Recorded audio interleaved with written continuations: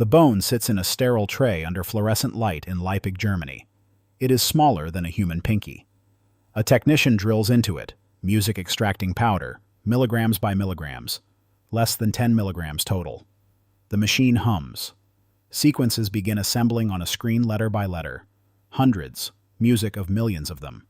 And the geneticist reading the output stops because the code on this screen does not match any human being alive today. It does not match any human being we have ever. Music cataloged. Not modern, not Neanderthal, something else entirely.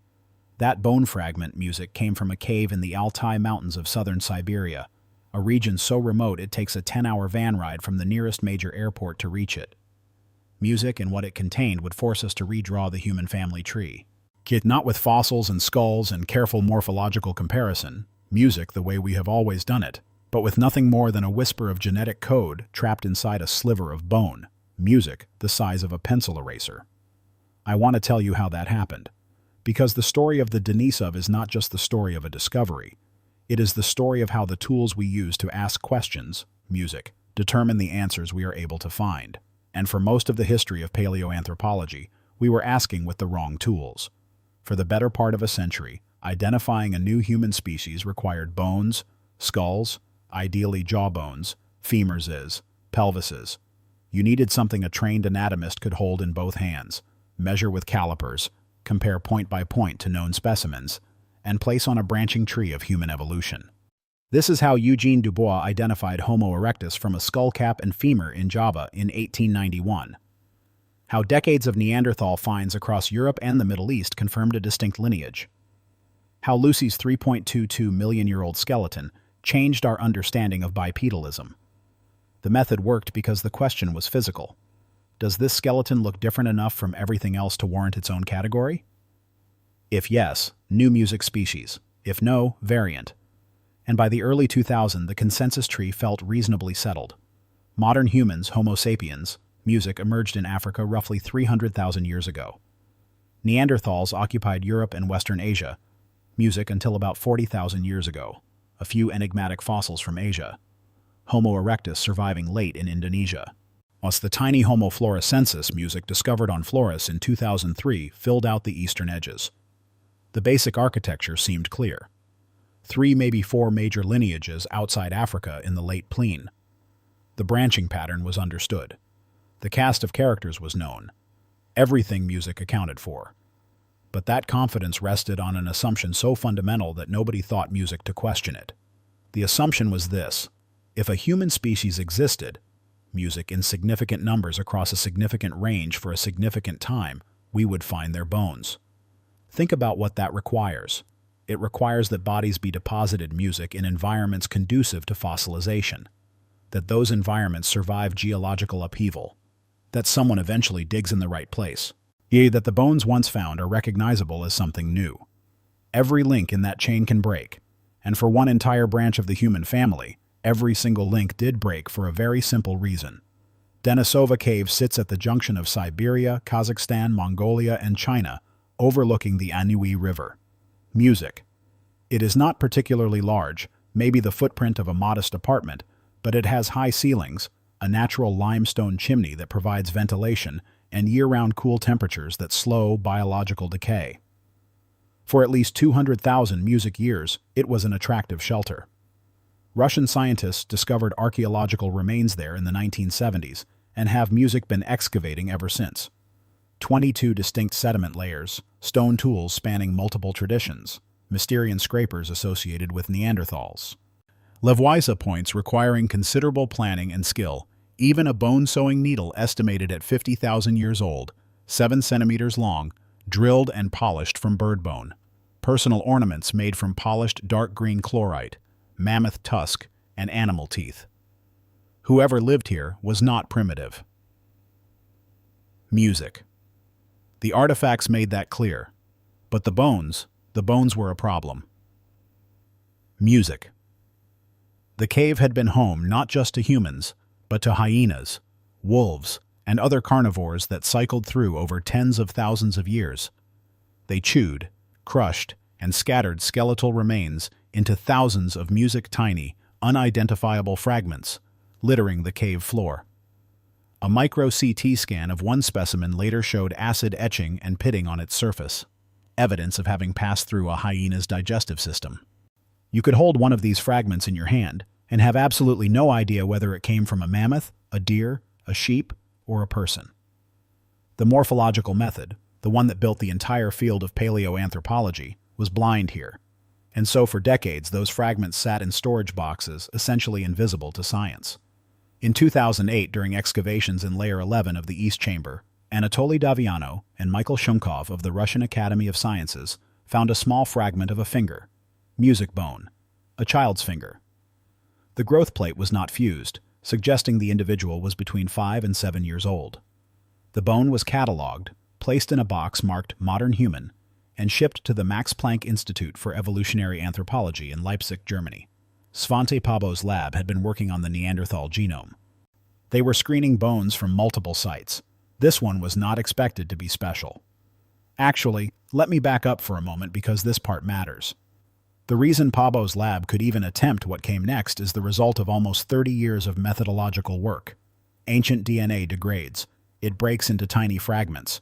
It gets contaminated by bacteria, by the DNA of anyone who has ever handled the bone, by microorganisms in the soil. For most of the 20th century, extracting usable genetic material from anything older than a few thousand years was considered impossible. Pääbo had been chipping away at that barrier since the 1980s. Starting music, with Egyptian mummies developing cleanroom protocols comparable to the computer chip industry, creating computational tools to separate ancient sequences from contamination noise. By 2010, yet his team had just published the draft Neanderthal genome.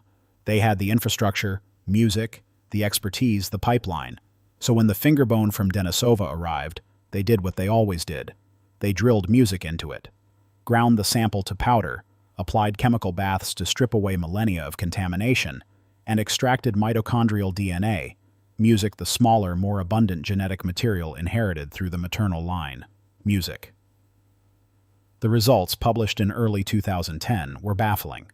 The mitochondrial sequence diverged from modern humans by roughly twice as many substitutions as the Neanderthal sequence did. It was not modern. It was not Neanderthal. It sat on its own branch entirely. The team initially called the specimen X-woman, and I remember when I first read that paper, had I assumed it was going to turn out to be some kind of contamination artifact or a deeply divergent Neanderthal, it did the opposite. Music. David Reich at Harvard, Richard Green at University of California, Santa Cruz, and the rest of Pääbo's international team moved rapidly to nuclear DNA. The nuclear genome sequenced to 1.9-fold coverage from less than 10 milligrams of bone confirmed it. This was a distinct lineage, a sister group to the Neanderthals that had split off more than 390,000 years ago, a whole branch of the human family tree hiding in plain sight. They named them Denisovans after the cave, and then they found something even stranger. When the team compared the Denisovan genome to populations around the world, they expected to find traces of interbreeding with nearby Asian populations. Instead, the strongest signal appeared in Melanesians, people living in Papua New Guinea and nearby islands thousands of kilometers to the south. 4 to 6% of their genome was Denisovan, music, not Neanderthal Denisovan. This meant the Denisovans had not been a small isolated population in one Siberian cave. Their range had to have extended across music, a vast stretch of Asia, from Siberia to Southeast Asia, far enough to encounter the ancestors of modern Melanesians as they migrated through. And if you have been following this channel for a while, you know what this means for the fossil record. It means an entire human species widespread across the largest continent on Earth for tens of thousands of years, left almost no recognizable skeletal trace. A few teeth, a finger bone, music fragments chewed beyond recognition by cave hyenas. That is it. The bones existed. We just could not see them. This is where the story could have stalled. A genome, some teeth, and a profound gap in the physical evidence, but the tools kept evolving. And one of them, I think, deserves more attention than it gets. In 2012, Samantha Brown, then a graduate student at Oxford working with geochronologist Tom Haim, began applying a technique called ZUMS, archaeology by mass spectrometry, to the thousands of unidentifiable bone fragments from Denisova Cave. The method works by extracting collagen proteins from bone, breaking them into peptides, and reading their mass signatures. Music. Different species produce different collagen fingerprints. Music. You cannot tell a human fragment from a sheep fragment by looking at it, but you can tell them apart by weighing the molecules inside. Has Brown and her team ran over 2,300 fragments through this pipeline. The vast majority were animal, but a handful came back human. And one of them, catalogued as DC1227, a sliver of long bone weighing 168 music grams and measuring just 24.7 millimeters at its longest, changed the story again. If you are finding this useful, music, if this kind of deep look at the science behind the headlines is something you want more of, subscribing is the single best music way to make sure we can keep doing it. We are working on a follow-up that goes deeper into how ancient interbreeding shaped the modern immune system, and it connects directly to what music we are covering today. Back to DC1227. Music mitochondrial DNA analysis at the Max Planck Institute. Music showed Neanderthal ancestry, but when Vivian Sland sequenced the nuclear genome, she found something she could not explain. The nuclear music DNA was split roughly equally between Denisovan and Neanderthal sequences. She thought she had made an error. She repeated the extraction music 6 times. Same result every time. In 2018, the team published their conclusion in Nature. DC1227, now known as Denisova 11, music, nicknamed Denny, was a girl who had lived approximately 90,000 years ago. She was at least 13 years old when she died. Her mother was a Neanderthal. Her father was a Denisovan. She was a first-generation hybrid, the direct offspring of 2 entirely different human species. Let that sit for a moment. Among the tiny number of archaic human specimens ever sequenced, one of them turned out to be the child of parents from 2 different species. Pontus Skoglund, who a population geneticist now at the Francis Crick Institute in London, called it a landmark find, and the implications cut deep. First, what the evidence shows, Denny's genome is not a statistical abstraction or an inference drawn from population-level data. Music. It is a direct record. 50% Neanderthal chromosomes. 50% music Denisovan. Her Denison father also carried traces of Neanderthal ancestry in his own genome, meaning interbreeding had happened before in previous generations. Her Neanderthal mother belonged to a population more closely related to later European Neanderthals than to the local Alai Neanderthals, suggesting westward migrations into Siberia. Second, what it rules out. The old assumption was that interbreeding between archaic human groups was vanishingly rare, an anomaly, and a statistical ghost in population-level data. Finding a first-generation hybrid among such a small sample of sequenced genomes makes that assumption nearly impossible to sustain. Music. We have sequenced nuclear DNA from fewer than 24 archaic human specimens. Music total. The odds of stumbling onto a direct hybrid by chance, if hybridization were truly rare, are astronomically low. As anthropologist John Hawks at the University of Wisconsin-Madison put it, hybrids must have been far more common than anyone assumed. They must have been, in his words, nowhere near as rare as people music had been thinking. Third, what it implies. These were not isolated populations bumping into each other once in a 100,000 years. Neanderthals and Denisovans and eventually modern humans were meeting, mating, and producing viable offspring with some regularity. The boundary between species was more permeable than the textbook suggested. Human evolution was not a clean branching tree. It was a braided river. I rewrote this next section 3 times because the evidence genuinely pulls in 2 directions, and I want to be honest about that. On one hand, the genetic data clearly shows interbreeding happened. Music. On the other, the Denisovan and Neanderthal genomes remain distinct enough that we can tell them apart with confidence, which means the groups did not merge into one population. They mixed at the edges. They remained mostly separate. The debate now is about frequency, about geography, and about what drove those encounters. Yet some researchers suggest Denisova Cave itself was a borderland sitting at the far eastern edge of Neanderthal range and the far western edge of Denisovan territory, a place where both groups occasionally converged, a kind of prehistoric crossroads. Others argue the mixing was more widespread, but that we simply lack the ancient DNA from enough sites to see the full pattern. Music. We have high-quality genomes from exactly one cave. That is an extraordinarily small window into tens of thousands of years across millions of square kilm. And there are bigger unknowns that I find genuinely fascinating.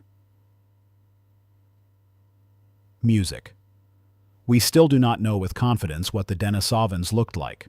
For over a decade after their identification, we had almost no physical remains large enough to study morphologically, just teeth and bone splinters. A few researchers attempted to predict their appearance using DNA methylation patterns, comparing gene activity signals to known skeletal effects in modern humans. The results suggested a wide skull, a protruding jaw, and a broad dental arch. But predictions from methylation data are rough. They give you a silhouette, not a portrait. I think this might be the most underappreciated oddity of the whole story. We sequenced an entire genome, mapped their genetic legacy in billions of living people, traced their range across a continent, and for music years, we could not draw their face. But then, in 2014, geneticist Rasmus Nielsen and his postdoc Amelia Huerta Sanchez at UC Berkeley, Music, found something that deepened the mystery further. They sequenced a gene called EPIS1 in 40 Tibetan and 40 Han Chinese individuals. EPIS1 regulates the body's response to low oxygen, specifically by controlling how many red blood cells the body produces when oxygen is scarce. It is the single strongest signal of natural selection ever documented in a modern human population. 87% of Tibetans carry the adaptive variant. Only 9% of Han Chinese do. It allows Tibetans to live permanently above 4,000 meters where the air carries 40% less oxygen than at sea level without the dangerous overt production of red blood cells that would thicken the blood and cause stroke, pulmonary edema, and pregnancy complications in most other humans. When Nielsen compared the Tibetan version of EPAS-1 to genomes from populations around the world, including every population in the 1,000 Genomes Project, he found no match. Not in Europeans, not in Africans, not in other Asians. It's not in Melanesians, despite their high Denisovan music ancestry. Only one genome in the entire database carried the same HLA type, the Denisovan genome extracted from a finger bone in a Siberian cave. The match, music, was too close and too long to be explained by shared ancient ancestry. It had to have been introduced by interbreeding music within the last 40 to 50,000 years. Somehow an encounter between modern humans and Denisovans, likely in Central or Eastern Asia, before Tibetans and Han Chinese diverged, as populations had passed along a gene that now allows millions of people to survive on the roof of the world. A genetic gift from a species we never even knew existed until 2010. And here is a side note, but it connects. In 2020, Pabo and Hugo Zeeberg found that a major genetic risk factor for severe music COVID-19 carried by about half of people in South Asia and 1 in 6 Europeans was inherited from Neanderthals. Ancient interbreeding is not just a curiosity of the deep past. It is shaping modern medicine. And as of 2025, we may finally be putting a face to the name. A massive, well-preserved skull found decades ago near Harbin in northeastern China, and hidden at the bottom of a well during the Japanese occupation to protect it, has been tentatively linked to the Denisovans. Researchers initially classified it as a new species Homolongi dragon man after the Black Dragon River province where it was found. The skull is striking.